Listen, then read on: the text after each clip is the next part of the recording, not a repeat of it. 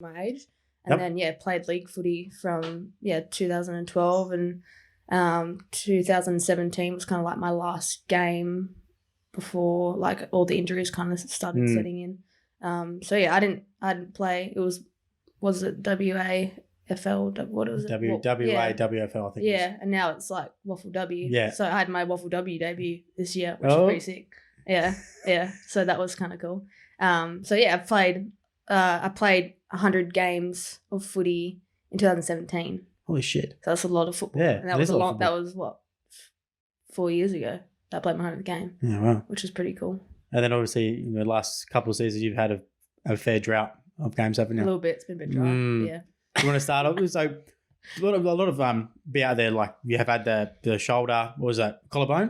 And I had the ACL. But in between that there was a lot of complications as well, was it? Yeah. There's been so many. Yeah. I can go through them. Let's go through them. Okay. Let's go through them. So 2017 playing at Freo, played round 1, Western Bulldogs. We lost, but that was pretty special. Inaugural game. Of course. You remember that forever, being part of the inaugural team, which was pretty cool. And then round 2 was a home game, Brisbane Lions. Second quarter, I think it was maybe like the 12th or so minute. Ran off the wing. Ball spilled out, went to, take a bit of contact to, try and get the ball. And then I think the girl probably had about 20, 30 kilos of me, and it just bone went, just broke. So it was funny because it's something that I've done 1,000 times over, taking the contact. Just didn't come off. That was a bit of a shock. That's probably the most significant injury I'd ever had because I think, going through waffle, whatever, I think the most significant injury I'd had was like a rolled ankle, and that was it. So it was a bit of a shock, but then it was like broken collarbone, had surgery, had the plate put in, screws, all good to go in like 6 weeks. Yep. So it's really not that bad. Got up for the rest of the East Freo season, played the rest of that. Did you find after that you were a bit hesitant to go back? Nah, I remember my first game back. I think I felt I had probably a bit more reassurance because of having like the plate and stuff here. Oh, okay, yeah. Like having the consult with the specialist, he was probably like, we won't put a plate in. And then my physio, who knew the way that I played, I think she showed him like a bit of footage of how I play and how I will continue to play. And he's like, maybe we'll put a plate in just to be safe. So I'm glad that we did that. Yeah. Because I think, I just feel like that's been a reassurance as well, yeah. Yeah, I've always had that reassurance. Like I probably maybe have been a bit hesitant if I didn't have it in. And I've still got it in now and I haven't really had any issues. You don't go off in the sensors or anything like that, do you? No. I make the joke that I do. But no, it's never really happened. Played the rest of the East Freo season. And I remember my first game back, I think it was against like East Perth or something. Yeah. And I was just like ready to go. Like all this anticipation to play. Like I'd never missed that much of football before. So I was just like this angry little ant and I was just like buzzing. Like I'd never had that much energy ever in a game. So that was pretty cool. So got through the rest of that season. Actually came off the end of the 2017 East Freo season with a bit of a niggly wrist. Saw a specialist. We put myself in a little wrist brace. I actually went traveling for 6 weeks. Went to, so I'd planned to go to the US because I've obviously got a lot of family over there. I've actually got one of my best mates who lives over there. She's American as well. So planned to meet up with her, go on a road trip. And then Dad actually, once I'd booked it, he'd planned to go. My dad's English, so he wanted to go to England with his dad, see his fam. So I was like, hey, like I'll pay for the difference for you to pop over with us, and then you can go to the US. So I did that for a few days. We managed to get out to Paris for a day, which is pretty sick on the train. Went away for 6 weeks, traveled around US, came back. Wrist was still a bit sore. So we just, dived a little deeper into that, saw a specialist. And he's like, you've got like this torn, I think it's a TFCC, cartilage in your wrist. It's torn. And then a few days later, I had wrist surgery. Oh, wow. So that was a bit of a shock. So there was no like incident where you fell on it? Yeah, I got knocked out at a Claremont game and I had a black eye and then it just pulled up sore from that. Like I don't remember. Oh, okay. So I must have like landed on it. Don't remember because I got knocked out. And then it was just sore. A bit sore. Like it wasn't excruciating, but it was just a bit niggly. That's weird. Yeah. I had surgery for that and that was probably a bit of a shock because I wasn't in that much pain. Like I didn't think the rehab would be like as extensive as it was, and it was actually. And I couldn't work as well because I was a barista, so I couldn't be making coffees. I couldn't work for like 3 months.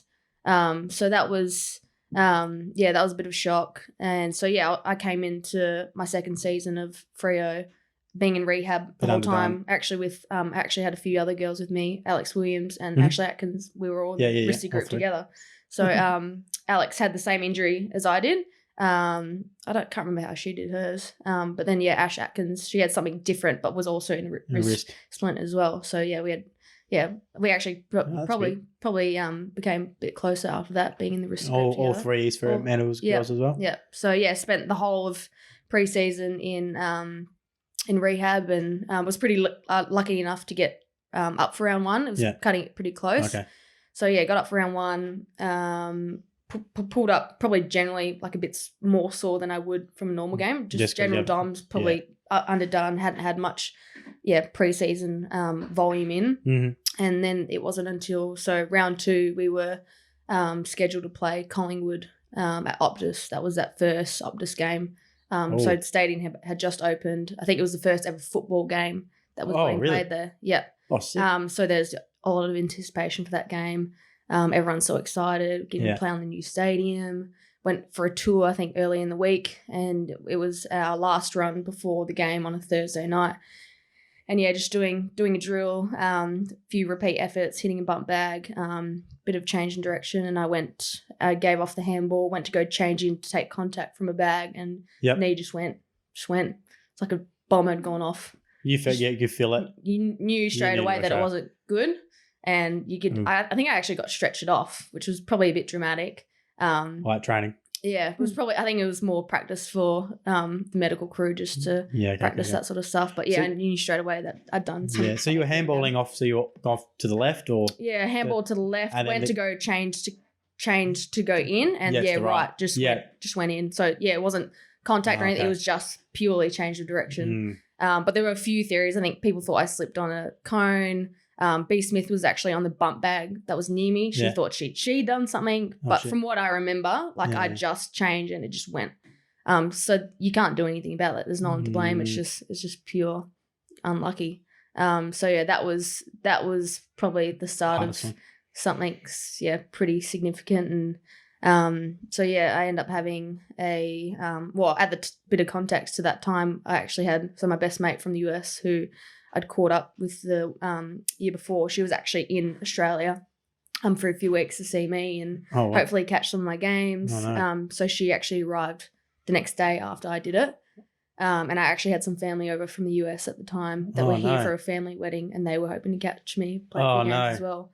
The whole kind of experience was disappointing in the sense that they didn't get to watch me. Yeah, the whole another emotional toll on it. Yeah, exactly. So adding that on top of that. But then I look back, it was actually good in the sense that because my friend Geordie was over, I was a bit worried with work and training that I wouldn't be able to hang out with her that much, but we ended up spending every single day together because she had to drive me around, and so it did work out in that sense. It was absolutely devastating. And then so a few weeks later had the knee recon with good old Peter Anea, who I think ended up seeing 2 more times after that. So I had the initial recon. Yeah. Previous to my knee, I'd had a few hamstring issues, tendon issues, so we opted to have graft on my left. So had my knee recon on my right, graft on my left. Oh shit. So that was interesting. And then so I had that. Didn't probably progress as much as I'd like. It was quite slow going. Was really struggling to get range back. Yep. To be able to start doing strength and building that sort of stuff. Yep. Were you on the bike early? No, so the bike took a while as well. Yeah. And then so we looked into that and ended up having a little bit of a clean out. It was a lot of scar tissue, which wasn't a surprise because I think from my other surgeries, I do scar up quite quickly. Had another knee op, I think 4 or 5 months later.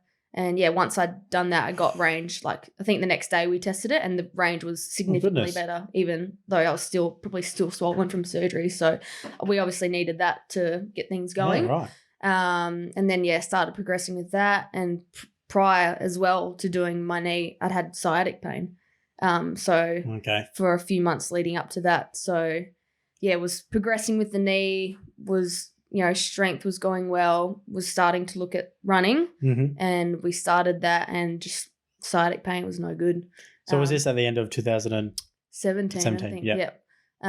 So we did a bit of we dove into that to see what we could do, a few options. Back was a bit sore, so we tried to settle that down. That was good. Yeah. And then saw Pete again, and he recommended me having a piriformis release. So they essentially go into your glute, cut it open, and release a bit of muscle that's stuck onto the. So how do they release? They just cut it. Cut it. You should actually YouTube it. It's pretty interesting. Like, it springs back because there's all this pressure, causing the shooting pain down your leg.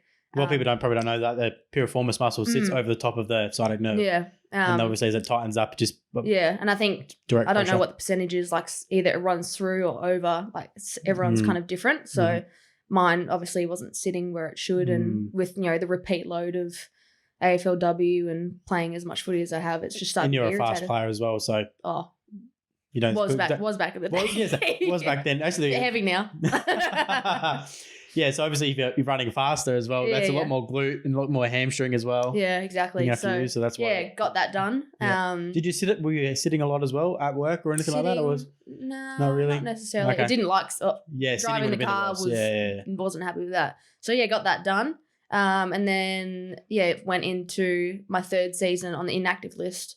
So I was hoping to get up for the next season with the knee, but with all the setbacks that we experienced, we decided, hey, let's not push this. Let's take our time. So does the recovery from that piriformis release, did that take the longest, or was it still the hammy and then the knee? Probably a bit of both. Okay. Yeah. You had 3. The glute wasn't comfortable, especially sitting down was not. I remember, like, on the couch, I would sit on the crack because then it would just relieve a bit of the pressure. And like, I've got a decent scar as well. It's like 10, 15 centimeter scar on my leg as well. Right on your glute. Yeah. You would have seen the ones who have the hammies right under there. They're pretty nuts. Was it look like that, but on your ass? Yeah. Ooh. But luckily no one sees it. So Yeah. I think it wasn't until February the next year. So really it'd been pretty much a year since I'd had done my knee that I actually started running and could continue running. Usually it's almost like, some people are different, but 3 to 6 months usually the window. So there was a few tenths before that, but for me to start running and keep running and be able to build volume, it took about a year.